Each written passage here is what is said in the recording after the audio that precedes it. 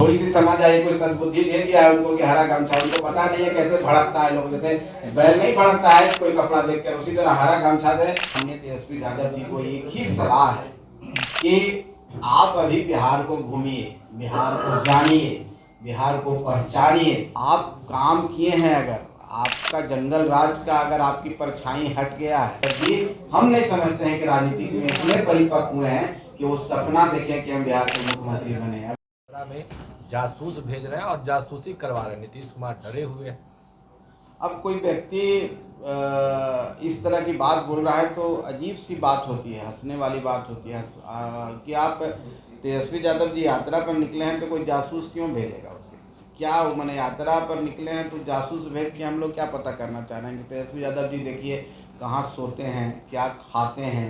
उनको डर लग रहा है कि कुछ केक कभी खा लेते हैं, कभी मछली खा लेते हैं, कहीं कुछ और ऐसा चीज़ हो जाए जिससे परेशानी हो, तो डर लग रहा है कि कोई जासूस उनके पीछे लगे। जासूस क्यों लगाएंगे हम, ये लोकतंत्र है, लोकतंत्र में सबको आज़ादी है अपना काम करने के लिए, जनता के बीच में जाने के लिए। अब जनता पर निर्भर करता है कि किसको आशीर्वाद देगी, किसको नहीं देगी।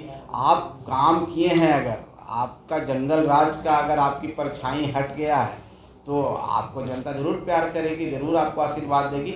मेरा तो आप सबके माध्यम से माननीय तेजस्वी यादव जी को एक ही सलाह है कि आप अभी बिहार को घूमिए, बिहार को जानिए, बिहार को पहचानिए, बिहार के गांव में जाइए, बिहार के दलित टोला में जाइए, पहाड़ों के नीचे जाइए, तटबंध पर जाइए, वहाँ जाइए और उन गरीबों के साथ, उन दलितों के साथ खाना खाइए जहाँ आज भी आप सैनिटाइजर लगाते होंगे।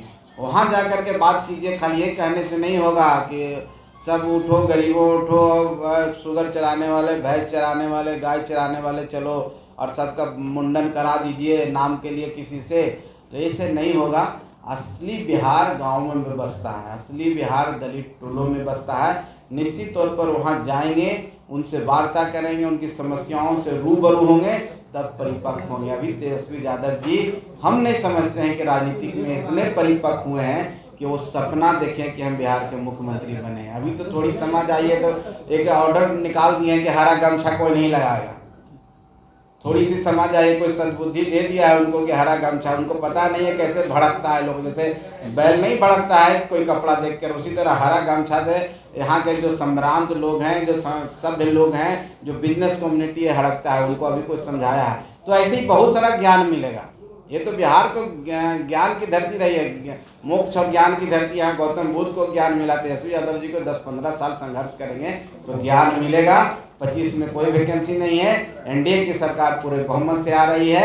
अभी इंतजार करना होगा तेजस्वी यादव जी को, और उनका कोई स्पाई नहीं कर रहा है, कोई उनके पीछे नहीं लगा हुआ है। उनको सिंड्रोम हो गया है, जो व्यक्ति कमजोर रहता है ना तो लगता है कि कोई भूत है, परछाई है, उसी तरह से वो अभी कमजोर हैं, इतने सशक्त नहीं है।